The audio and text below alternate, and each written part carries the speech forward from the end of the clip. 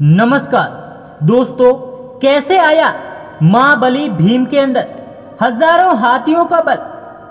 पांडु पुत्र भीम के बारे में ऐसा माना जाता है कि उसमें 10,000 हाथियों का बल था, जिसके चलते एक बार तो उन्होंने अकेले ही नर्मदा नदी का प्रवाह रोक दिया था।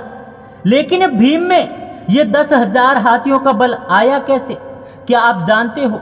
बड़ी ही रोचक कहानी है, इसलिए इस कथा को पूरी जरूर सुनना और अच्छी लगे तो वीडियो को लाइक और लगे हाथ चैनल को भी सब्सक्राइब कर देना।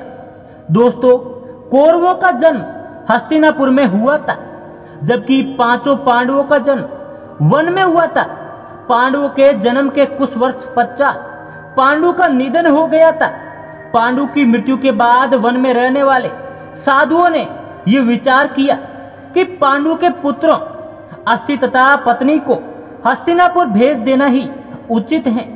इस प्रकार समस्त ऋषिगण हस्तिनापुर आए और उन्होंने पांडु पुत्रों के जन्म और पांडु की मृत्यु के संबंध में पूरी बात भीष्म पितामह, धृतराष्ट्र आदि को बता दी। भीष्म को जब ये बात पता चली तो उन्होंने कुंती सहित पांचों पांडवों को हस्तिनापुर बुला लिया। हस्तिनापुर में आने के बाद पांडवों के वैदिक संस्कार संपन्न हुए। पांडव तथा कौरव साथ ही खेलने लगे। दौड़ने में, निशाना लगाने में, कुश्ती आदि सभी खेलों में भीम सभी धृतराष्ट्र पुत्रों को हरा देते थे। भीमसेन कौरवों से होड़ के कारण ही ऐसा करते थे, लेकिन उनके मन में कोई वैर भाव नहीं था। परंतु दुर्योधन के मन में भीमसेन के प्रति दुर्भावना पैदा हो गई। तब उसने उचित अवसर मिलते ही भीम को मारने का विचार किया। दुर्योधन ने एक बार खेलने के लिए गंगा तट पर शिविर लगवाया। उस स्थान का नाम रखा उदक क्रीडन। वहां खाने पीने इत्यादि सभी सुविधाएं भी थी। दुर्योधन ने पांडवों को भी वहां बुलाया। एक दिन मौका पाकर दुर्योधन ने भीम के भोजन में विष मिला दिया।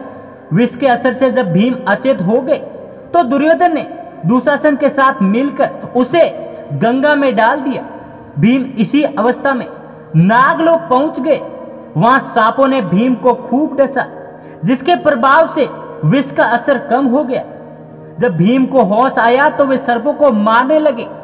तभी सभी सर्प डरकर नागराज वासुकी के पास आ गए और पूरी बात बताई।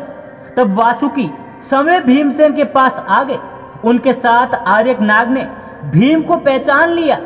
आर्यक नाग भीम के नाना का नाना थे। वो भीम से बड़े प्रेम से मिले।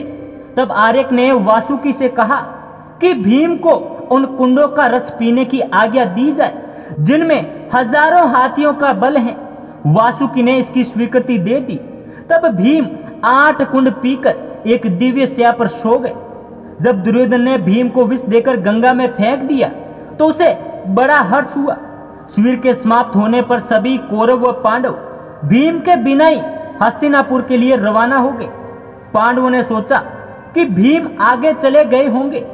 जब सभी हस्तिनापुर पहुंचे तो युधिष्ठिर ने माता कुंती से भीम के बारे में पूछा। तब कुंती ने भीम के न लौटने की बात कही। सारी बात जानकर कुंती व्याकुल हो गई। तब उन्होंने विदुर को बुलाया और भीम को ढूंढने के लिए कहा। तब विदुर ने उन्हें सांत्वना दी और सैनिकों को भीम को ढूंढने के लिए भेज दिया। उधर नागलोक में भीम 8वें दिन रथ पच जाने पर जागे। तब नागों ने भीम को गंगा के पार छोड़ दिया। जब भीम सही सलामत हस्तिनापुर पहुंचे तो सभी को बड़ा संतोष हुआ। तब भीम ने माता कुंती व अपने भाइयों के सामने दुर्योधन द्वारा विष देकर गंगा में फेंकने तथा नागलोक में क्या क्या हुआ ये सब बताया। युधिष्ठिर ने भीम से ये बात किसी और को नहीं बताने के लिए कहा। इस प्रकार से महाबली भीम के अंदर 10,000 हाथियों का बल आ गया था। दोस्तों, ये कथा आपको कैसी लगी? अच्छी लगी हो तो वीडियो को लाइक और लगे हाथ चैनल को भी सब्सक्राइब कर देना।